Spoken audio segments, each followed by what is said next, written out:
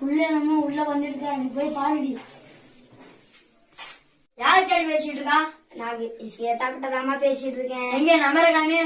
இந்த அம்மாவ நம்பர். என்ன பையன் பேசுறான்?